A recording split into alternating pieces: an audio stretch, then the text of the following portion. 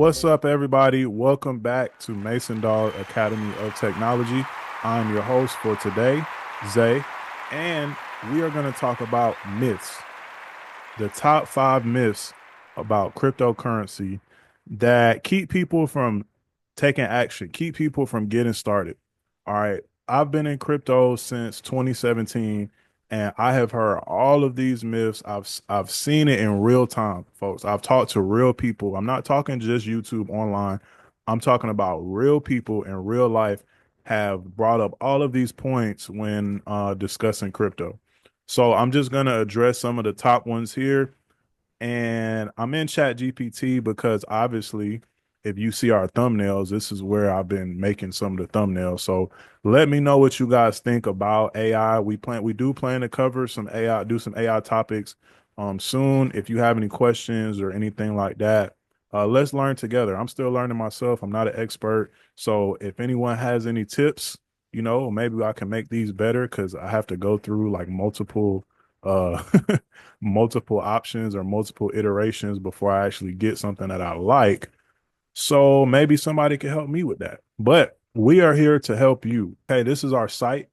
I've been showing just the Patreon, but we actually have this is our actual website, Masondogg, two G's, AOT.com. And right here is our first tab up here is join the Patreon. We have people coming in. I encourage everyone to check it out, jump in, get started right now while it's at this nice low price of $14.99. And for though, if you haven't seen any of our past videos, basically what we do is we help you to learn. We help you to help answer your questions. This is our team. This is me right here, y'all. So I know I don't show my face. So if you ever wonder what I look like, this is me. Okay. Now let's jump right in. I'm gonna go to blank slate. And let's go one by one. I know sometimes when people do videos, they show one at a time.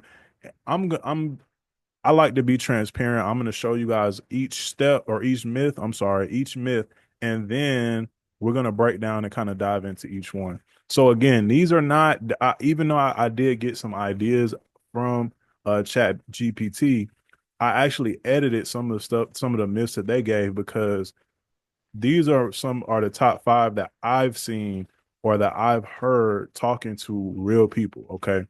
So let's address the first one.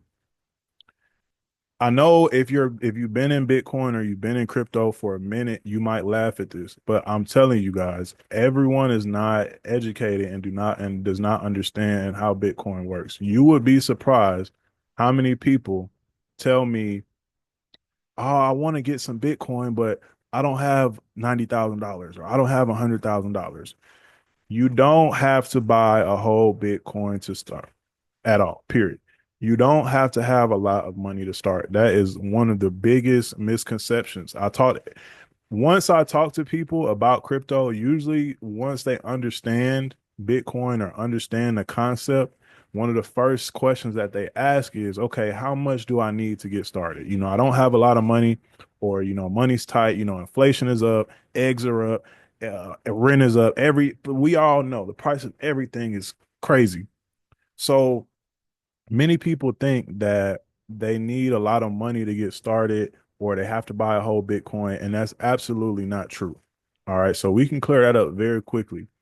And I'm always looking to educate and teach people. So on that topic, let's dive briefly into how Bitcoin is divided. All right, so this may seem complex. Matter of fact, I'm not even going to go here yet. I'm going to go to the example that I got from Chat GPT. I said, how would you explain Bitcoin's divisibility to a 5-year-old? So they brought the example of a chocolate bar. Imagine you have a big chocolate bar and you don't want to eat the whole thing at once, so you break it into smaller pieces to share with your friends. Each piece is still part of the same chocolate bar, but now everybody can have some if they don't want the whole thing. And I think that was a great example. All right. Just like a chocolate bar, Bitcoin can be worth a lot of money, but you don't have to buy a whole coin. You can buy a small piece, just like you can eat a small piece of the chocolate bar. Now, here's where the divisibility comes in. Bitcoin can be divided into tiny parts called satoshis. One Bitcoin is 100 million satoshis, or another term you may hear is sats, SATS. So it's like shortened version of satoshis. So one Bitcoin is 100 million satoshis. All right, so this is the image, or this is the visual breakdown. All right, so one Bitcoin 1.0 equals 100 million satoshis. Now, and Bitcoin has 8 decimal spaces. Okay. Now, some people it still may be confused. So another easy example is the dollar, right? If you have $1, that can be broken down into 100 pennies. It's the same concept. So this mindset, and you guys know I'm big on mindset. This mindset that you have to bring with crypto, you have to relate it or find parallels with stuff that you already understand. So I wouldn't bring this chart up or show people, oh, explain the satoshis, and I have 100 million or I have a million. No, I'm not getting into that. I'm just going, hey, $1 equals how many pennies? Most people know that. So it's kind of the same concept. All right. So there we go. Boom. Myth number one, gone. Canceled. Okay. Who remembers the show Mythbusters? I used to love that show. Okay. Next myth. I love this one. I absolutely love this one. Crypto is only for tech savvy people. I'm not a tech person, or I'm not an internet person, or I don't know all that stuff. This definitely usually comes from older people. No offense. Okay. No age shaming, but this usually comes from older people. They think that they have to be internet experts or developers or coders to use crypto. That's absolutely not true. All right. This myth is actually one of the biggest misconceptions out there. It definitely can sound or look intimidating at first, but in reality, crypto is actually more user friendly than ever. All right. It's becoming more user friendly every day. Not only that, but there's also way I mean, if you were around back in the old days, quote unquote, which is like just 5 or 6 years ago, but it was pretty you actually did kind of have to be tech savvy because you had to it wasn't as easy now. Like there were no apps, there weren't a lot of exchanges or anything like that. But now it's a lot easier. You don't need to be a genius or a tech genius to start using crypto. All you need is a bit of guidance, and that's where we come in. We can walk you through those steps and setting up your wallet and understanding the basics in just one session. Like if you really lock in and pay attention within 20 to 30 minutes of explanation and then walking through the steps, you'll understand like 70 to 80% of what you need to know. It doesn't take that long. Plus, there's a ton of content, there's a ton of videos and stuff out there that educates you and help guide you through. So don't let this be your barrier. All right. Don't let this be your excuse. It's not for tech savvy people. If you know how to use an app, any app ever, okay, any type of app. Matter of fact, here's another example. Most people use some type of banking app. If you can learn how to use a banking app, you can learn how to use a crypto wallet or learn how to set up an account on an exchange. It doesn't take a genius. You don't have to become a trader, or you don't have to become a crypto bro or a Bitcoin maximalist, or you don't have to dive all the way in. All you have to do is get your portfolio started and get a position. And you really don't need any type of tech savvy to do that. All right. And again, if you need any help, we're here. That's what we're here for. Just hit us up, reach out to us, join the Patreon, and we'll help you out. Okay, that myth gone, busted. I wish I could cross them out, but I like the simplicity of this site. There's no crossing out. I could delete it, but I'm gonna leave it up.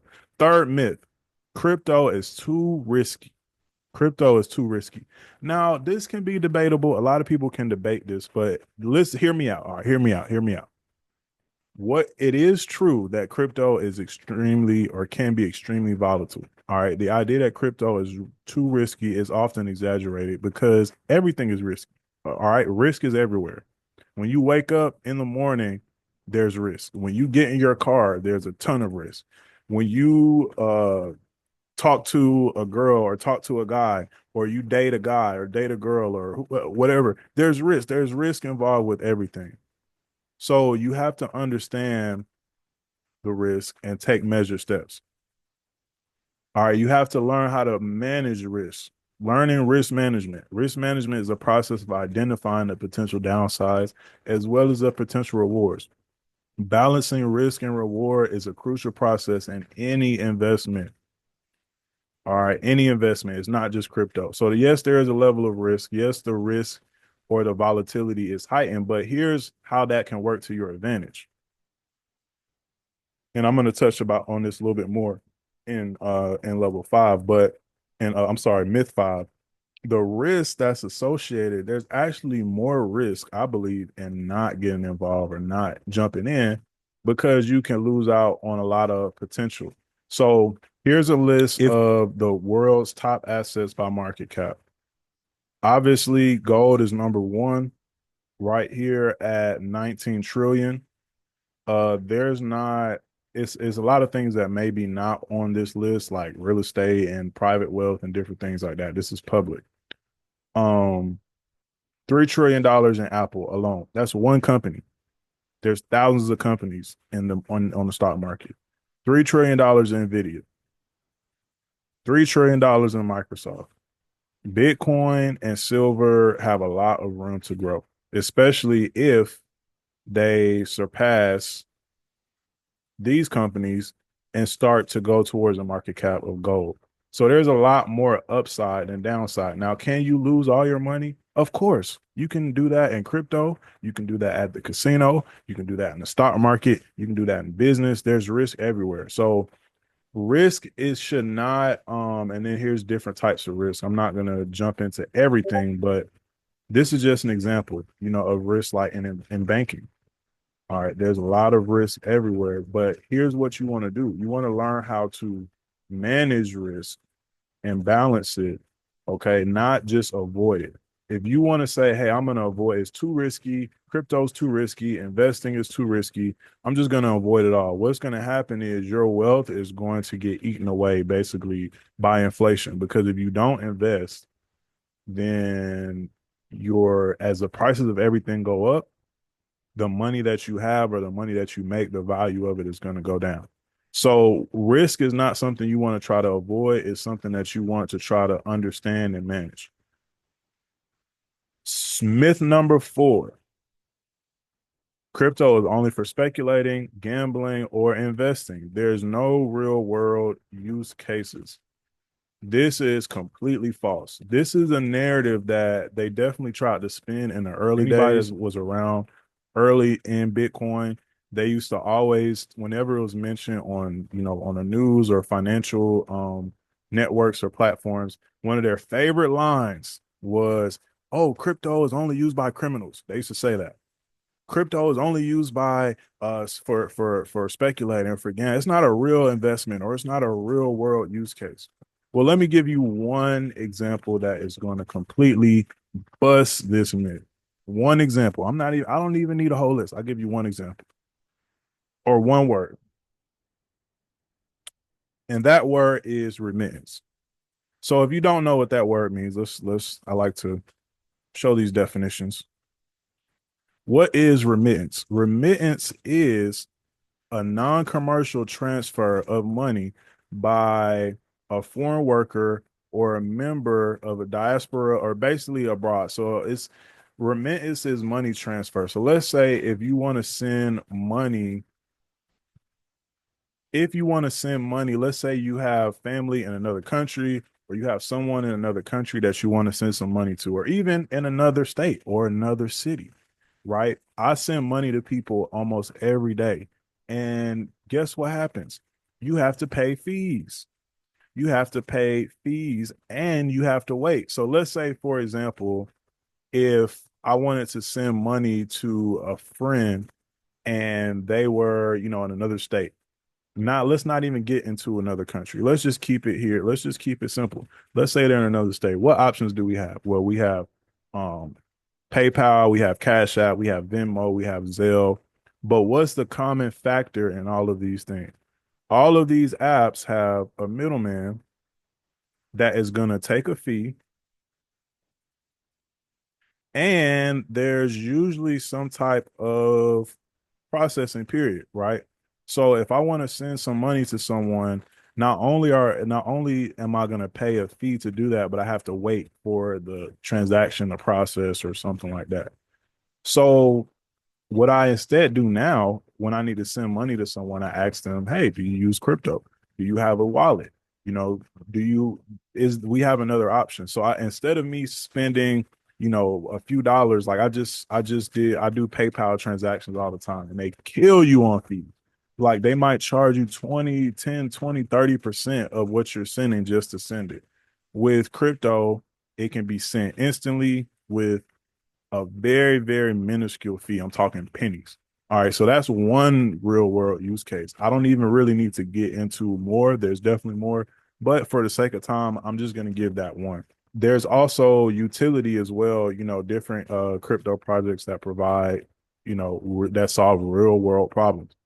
So just those two factors alone, this myth is busted because it's not just only for gambling, or it's not just for investing or speculating. Even though I'm not saying these things don't exist, because we be speculating and some people be gambling, some people be investing. But there is a real world use case. So this is a myth and it's busted. All right, next. And this might be my favorite one. I think, yeah, I'm gonna say this is my favorite one right now because I mean I could go for a minute on this one, but here's another myth. Crypto is too volatile to invest in. So to bust this myth, I'm going to go back to Chat GPT and I'm going to show what they gave me. All right, so just because they kind of laid it out, well, they laid it out a lot better than I would. So it says people definitely believe. Why do people believe that it's too volatile? It has a reputation for sharp price fluctuations, meaning that Bitcoin, you might wake up one day and it might be down 10 to 20% in a single day. Its price can swing thousands in a day, making investors nervous, making them scared, making them fearful, and making most of them sell. In the early days, Bitcoin was way more volatile because it was a new and emerging asset. I love how they say was, and it's still because it still is new. Bitcoin has not been around it's only been since 2008, I believe. So it's still young. Bitcoin is still a teenager, but I digress. The market was trying to figure out how to price it, which led to dramatic price swings. However, as Bitcoin has matured and go through more widespread recognition, the volatility has begun to stabilize. It doesn't move as much as it used to, but it's still volatile. The stock market has volatility. Commodities have volatility. Bitcoin's volatility is definitely normal for a new asset. And I love this third one because you want to think about the long-term potential, the long-term growth, right? So it might be volatile. Look at these peaks and valleys, right? During these ups and downs going through these months and weeks, it's super volatile. But if you zoom out over time, it's been going straight up and to the right. So the volatility is the cost for the gain. Volatility is the cost you pay for gains. If you can't handle the volatility, you don't deserve the moon. If you can't handle the swings, you don't deserve the bling. Oh, I need to put that on the shirt. Trey, I said it first. You guys heard it here first. All right. But the volatility is a cost you pay for gains. The volatility is the hard part because see, there's a lot of people who got into Bitcoin super early. I mean, pennies, dollars, right? But they didn't hold it because they couldn't hold through the volatility. It's a valuable asset because people deem it valuable and it's going to continue to grow. Institutional adoption, as more institutional investors, such as large companies, hedge funds, and even governments get involved, the market is becoming more stable. Now, look at all these people. It's not too volatile for them. They're getting involved. So if you're this is what I tell people, if you can't handle the swings, You might be over leveraged. You might have too much. All right. If you're getting scared every time the price goes up or down, you need to either educate yourself more or you need to diversify, or I don't know. You need to do something. It's still a valuable investment because there's a limited supply. So again, it's only 21 million Bitcoins ever, and there's over 7 billion people. I'll take those odds, not including we're not including the companies, the hedge funds, and governments that are coming in and swooping it all up. So again, how do you reduce the risk? Diversification. All right, diversification is key. You don't want to put all your eggs in one basket, and you don't want to put all your money in crypto. That's not smart, but people do it. They go all in. Stable coins. All right. If you want to minimize your volatility, but still want to be in the crypto ecosystem, stable coins are good for you. And again, just like I said earlier, you want to understand the market. If you stay involved, understand market cycles and adopt strategies like dollar cost averaging. I'm gonna do a whole video on that in the future. It's the best thing to do. Dollar cost averaging. Conclusion: yes, Bitcoin is volatile, but it's important to understand that volatility is normal for any new or emerging asset. Over time, Bitcoin becomes more widely adopted and integrated. The volatility will likely decrease. Now, here's a gem for staying this long for people who are still here, who made it to the end of the video. I'm going to give you a pro tip. I'm going to give you an extra key. Volatility is how you can profit. What's a better way to say that? Profit. So don't be afraid of volatility. Profit from volatility. That's it. There we go. Don't be afraid of the volatility. I can't type, you guys. Well, I'm holding the mic. I don't know why I'm doing that. I like to hold the mic. So I'm typing with one hand. That'll explain why I'm typing so slow. Profit from volatility. Don't be afraid of it. What do I mean by that? How can you profit from volatility? Well, you can trade. Now, trading is not for everyone. I'm not recommending that for everyone, just like crypto isn't for everyone.